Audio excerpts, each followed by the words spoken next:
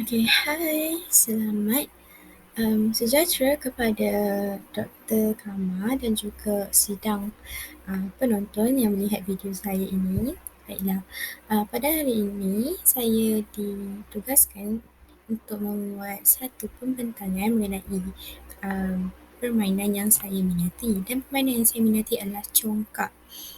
Jadi pembentangan ini disediakan oleh saya, Nur Aiman Syazwani binti Zulkifli, pelajar opsi dengan nombor matrik D20211099-269, dan ada 5 konten yang saya akan terangkan mengenai pembentangan inilah. Yang pertama adalah definisi congkak, yang kedua adalah sejarah congkak, yang ketiga peraturan congkak, keempat gambar bermain congkak, dan yang terakhir adalah rumusan pembentangan ini. Baiklah, saya mulakan dengan definisi. Okey, definisi congkak. Nama congkak dipercayai berasal daripada bahasa Melayu, iaitu congak, yang bermaksud pengiraan mental, dan sejarah congkak adalah berasal daripada Asia Tenggara yang mana berkembang dari Melaka, memandangkan negeri ini merupakan pusat perdagangan pada waktu dahulu. Selain orang Melayu, keturunan peranakan India dan Babur Melaka turut meminati permainan congkak. Di Kepulauan Caribbean, congkak dikenali sebagai wari atau awari, dan di Indonesia, congkak dikenali dengan nama conglak, manakala kat Filipina, mereka gelar congkak ini dengan sungka. Ini adalah rujukan daripada seperti yang saya sediakan.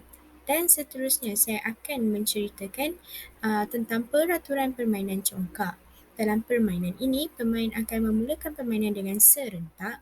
Mereka akan mengambil buah congkak dan dimasukkan secara satu persatu buah congkak dalam setiap kampung menuju ke rumah masing-masing menurut arah pusingan jam, sehingga salah seorang berhenti di lubang yang kosong dan dianggap mati.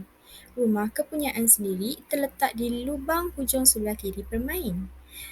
Dan selepas itu, setiap pemain akan bergilir berjalan sehingga buah mati.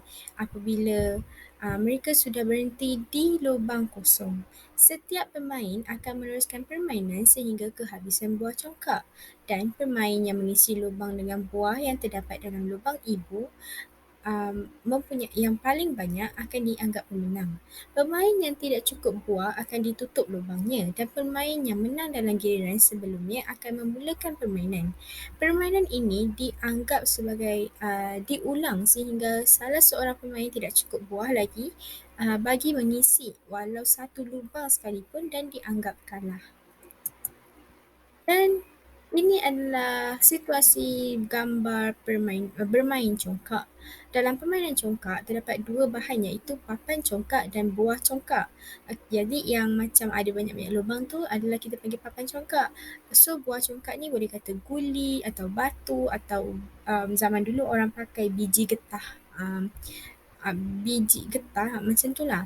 Papan congkak berbentuk sampan dan boleh diperbuat daripada pelbagai jenis kayu, dan terdapat 5 atau 7 lubang sebaris yang dikenal sebagai kampung, dan di kedua-dua hujung terdapat lubang ibu yang dikenali sebagai rumah. Panjang papan congkak 7 lubang biasanya sekitar 80 cm dan lebarnya dalam 18 cm.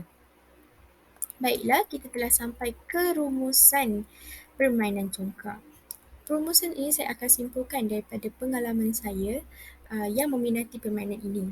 Permainan congkak ini boleh dikendalikan atau boleh dimainkan di dalam bilik ataupun di luar bilik, kerana ini adalah permainan yang tidak kira anda bermain di mana, di bawah bumbung atau di luar bumbung, pada waktu hujan atau pada waktu panas, kerana ia tidak memerlukan pergerakan fizikal yang agresif ataupun yang banyak, hanya duduk dan berhadapan dengan permainan congkak.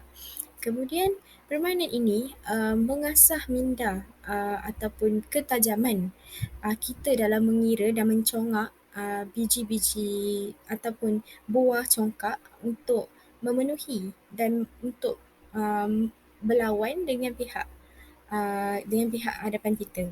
Kemudian apa yang saya dapati daripada permainan congkak ini adalah dia permainan yang menghiburkan hati actually. Walaupun kadang-kadang kita bermain dengan dalam keadaan senyap, namun kalau ada background music kat belakang, dia tak mengganggu kita. Dan permainan ini boleh dimain seusia paling awal saya dalam sure saya adalah 7 tahun, di mana mereka telah pun mula aktif ataupun mula berfikir untuk dalam matematik dan ke atas. Saya tidak menasihati umur 7 tahun ke bawah untuk bermain kerana kemungkinan mereka akan memasukkan buah atau menelan buah itu secara tidak sengaja tanpa pengawasan. Jadi pada umur 7 tahun adalah sesuai untuk bermula bermain congkak, dan permainan ini boleh dimainkan dengan kawan-kawan ataupun ibu bapa pada masa lapang ataupun pada masa yang mereka ingin mengisi masa kekosongan mereka. Baiklah, itu sahaja apa yang saya akan rumuskan mengenai permainan congkak. Sekian sahaja, saya harap pembentang ini dapat menarik minat semua untuk meneruskan permainan tradisional ini dan bermain dengan rakan-rakan dan keluarga. Sekian, terima kasih. Assalamualaikum.